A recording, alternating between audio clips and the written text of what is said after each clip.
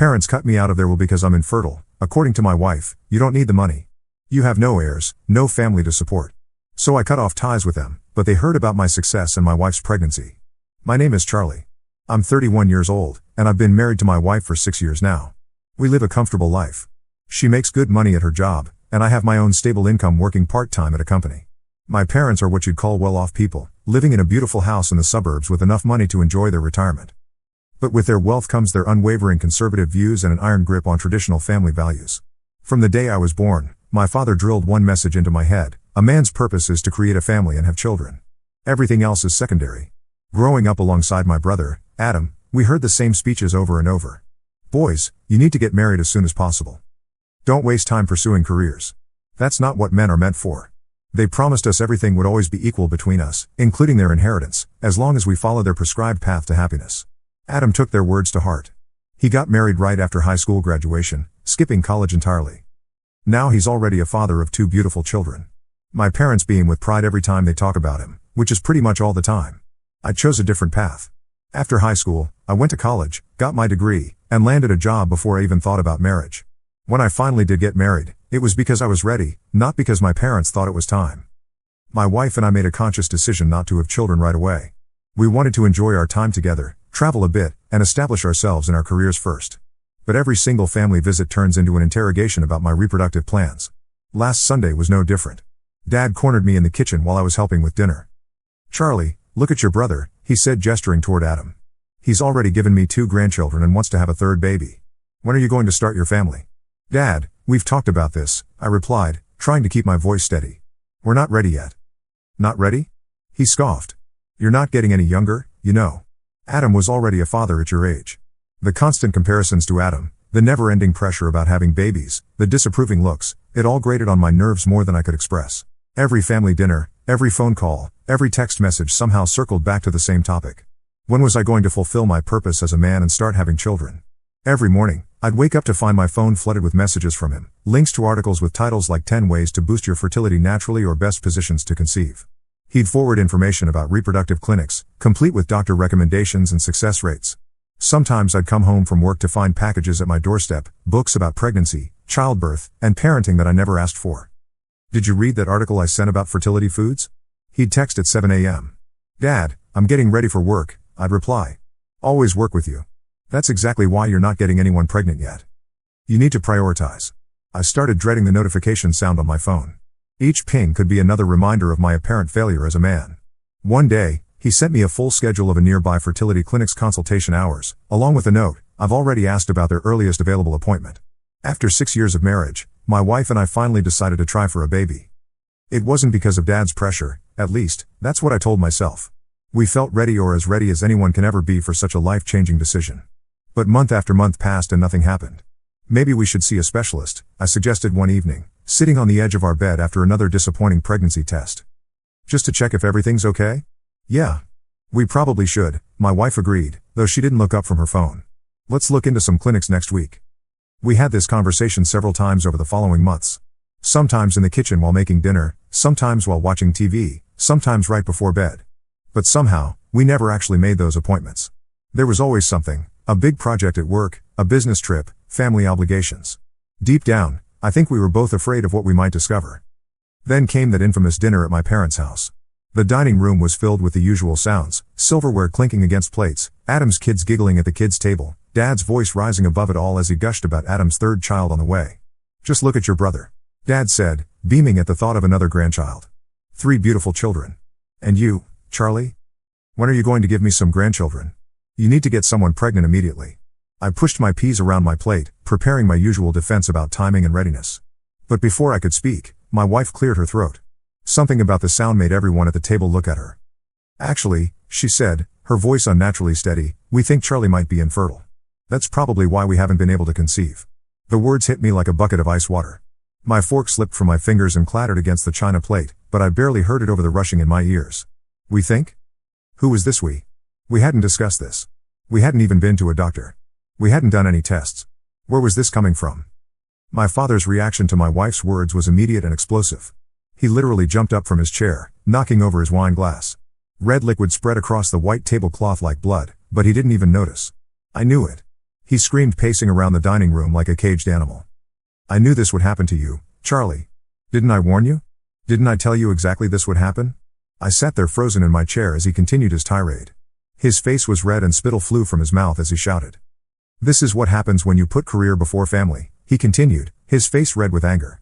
You should have settled down years ago, found a good woman to start a family with. And now look at you, over 30 and no children.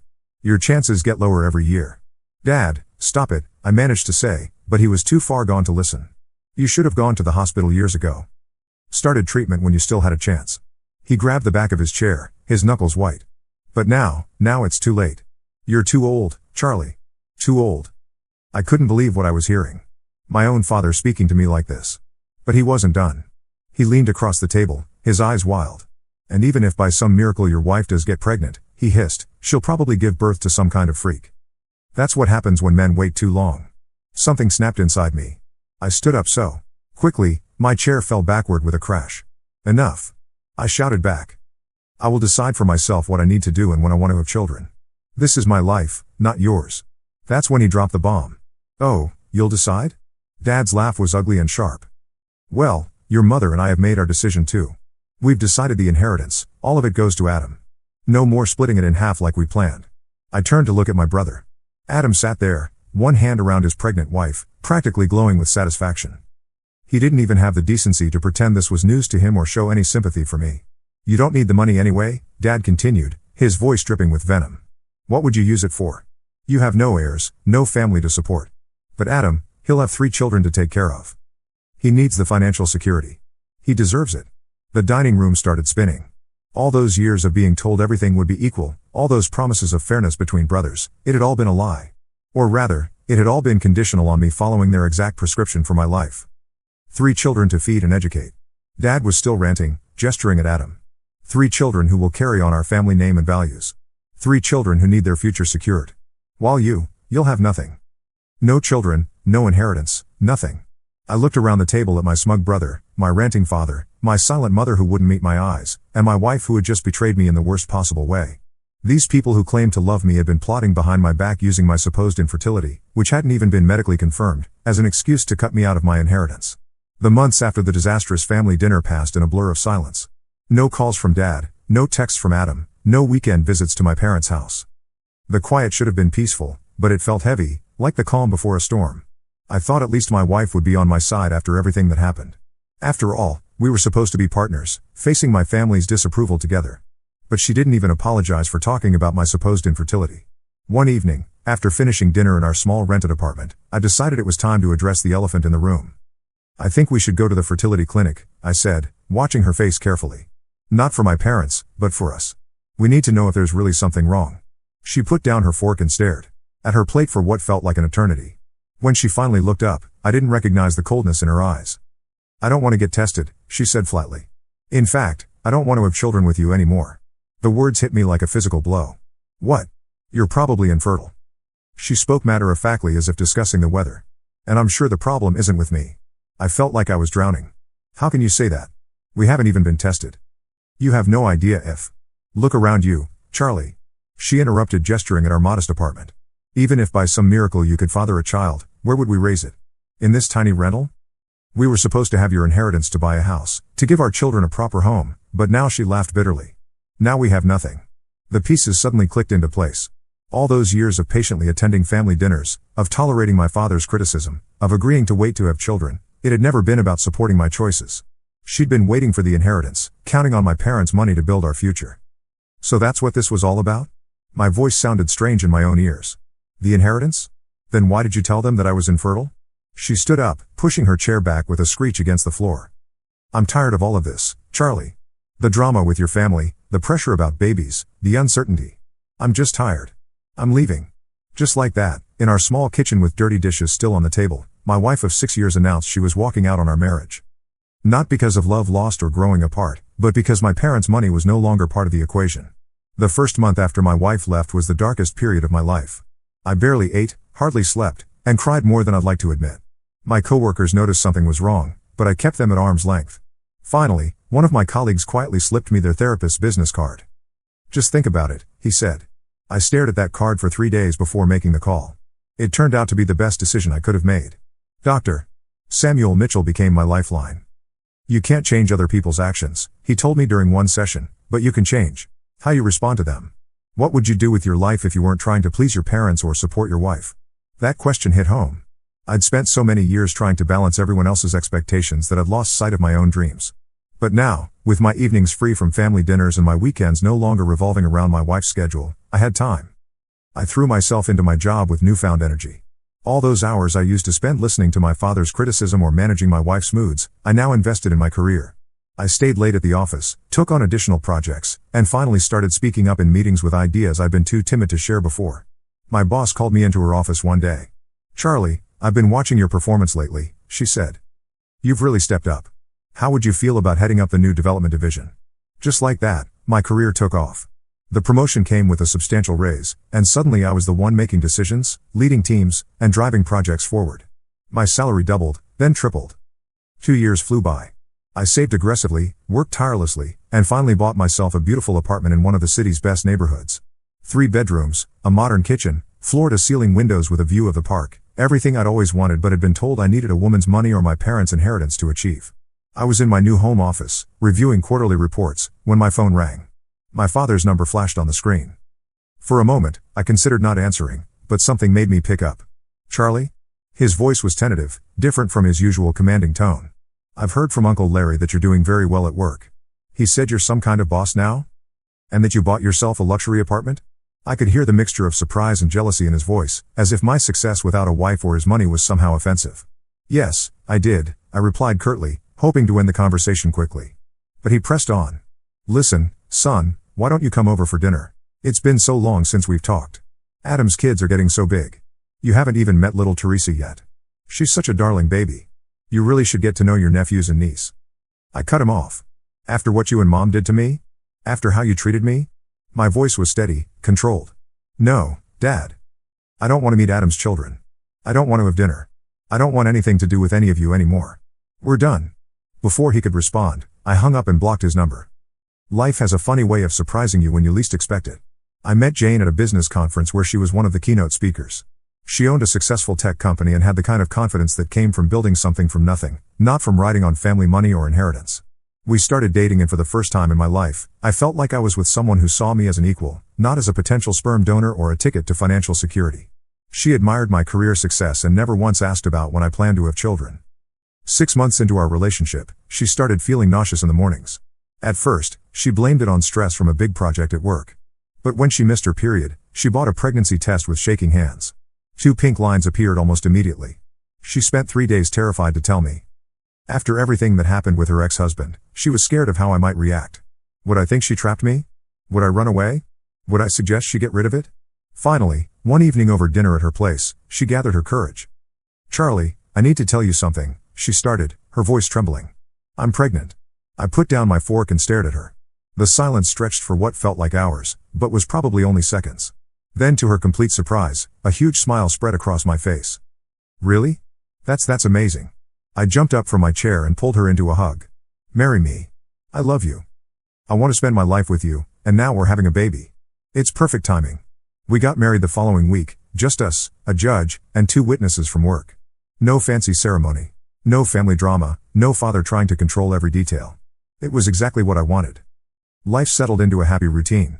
Jane and I moved in together, combining our lives with surprising ease. Her pregnancy progressed normally, and for the first time in years, I felt truly at peace. Then, 7 months into her pregnancy, I ran into my father at the grocery store.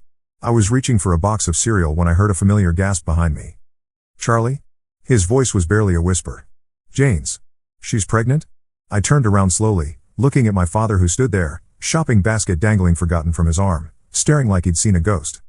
"Oh, son," he said, his eyes filling with tears. "I'm so happy to see this. And I heard about your success at work, about everything you've achieved. I'm so proud." "Don't." I cut him off. But he pressed on. "I want to fix things, Charlie. I've been thinking, I want to change my will again. I'll call the notary tomorrow. We can make everything equal again, like it should have been all along." I couldn't help but laugh. "Keep your money, Dad. I have a successful career, a loving wife who happens to be quite wealthy herself, and I make enough money that I could earn your entire inheritance in a couple of years of work. Give it all to Adam." I don't want or need anything from you or Mom anymore. And I don't want to see any of you ever again. The day after I ran into Dad at the grocery store, my phone rang with Adam's number. I almost didn't answer it, but I figured I might as well deal with this now. How dare you? Adam's voice was thick with tears. How dare you try to take my money? What are you talking about? Dad told me everything. How you met him yesterday, showing off Jane's pregnancy, trying to get back into the will. He was practically shrieking no. That money is mine. I have 3 children to think about. I waited for him to run out of breath before responding, keeping my voice deliberately calm. Adam, I don't want the money. I literally told Dad to give it all to you. Liar. You're just jealous because I have 3 children and listen carefully, I interrupted. I don't want anything from you, from Mom or from Dad. I have my own money, my own life. I just want all of you to leave me alone and forget about me. But apparently that was too much to ask. Dad started showing up everywhere, outside my office building, at my favorite coffee shop, in the parking lot of my apartment complex. At first, I thought these were coincidences, but they happened too frequently. Then one evening, I heard someone pounding on my front door. Through the peephole, I saw Dad standing there, clutching his briefcase. Charlie, open the door. I know you're in there. He called out. I'm your father. You can't shut me out. I have a right to be part of my grandchild's life. I didn't respond. He kept coming back day after day, sometimes multiple times a day. He'd stand in the hallway alternating between pleading and demanding. Please, son, just talk to me. You're being selfish, keeping my grandchild from me. I just want to be part of your life again. It was exhausting. Jane's blood pressure started rising, not good for the baby, and I was constantly on edge. The final straw came when he somehow got my private email address and started bombing my inbox with messages. I finally opened the door one day when he was in the middle of another of his surprise visits. This stops now, I said firmly. If you don't leave me alone, I'm calling the police and filing for harassment. You wouldn't dare, he gasped. I'm your father. Try me. And you know what else? I know how much you care about what the family thinks of you. How do you think Uncle Larry and Aunt Georgia would react if they knew the full story? If they knew how you and Mom treated me? How you used my supposed infertility to cut me out of the inheritance? Dad's face went pale. His precious reputation in the family was everything to him. That finally got through to him. He took a step back, clutching his briefcase like a shield. Life has a strange way of working out sometimes. Here I am, my wife 9 months pregnant, sitting in the nursery we've just finished decorating, and feeling more at peace than I ever have in my life.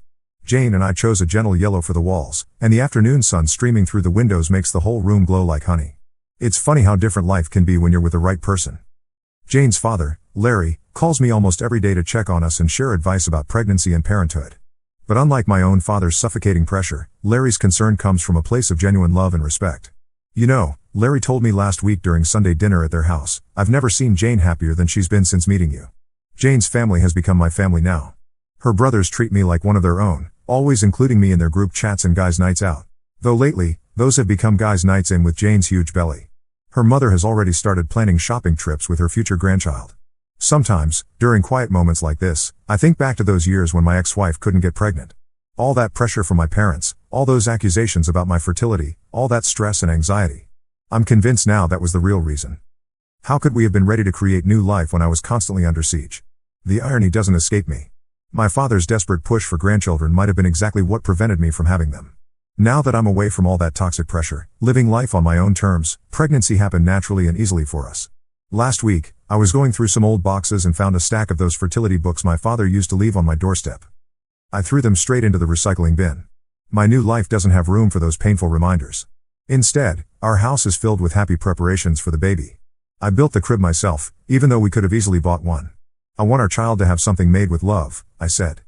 Her brother helped me organize the closet full of tiny clothes, and her father gave us the beautiful rocking chair that all his children were nursed in. Have you thought about what you'll do if your parents try to contact you after the baby is born? Jane asked me once.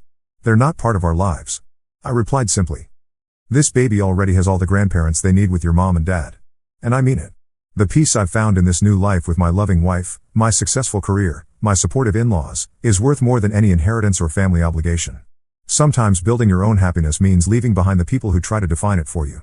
Now, as I sit here in this sunny nursery, feeling our baby move inside Jane, I know I made the right choice. The path to this moment wasn't easy, but it led me exactly where I needed to be. In just a few weeks, Jane will become a mother and I'll become a father, and I already know what kind of parent I want to be. The kind that supports, not suffocates, that loves unconditionally, not transactionally, that celebrates their child's choices instead of trying to control them.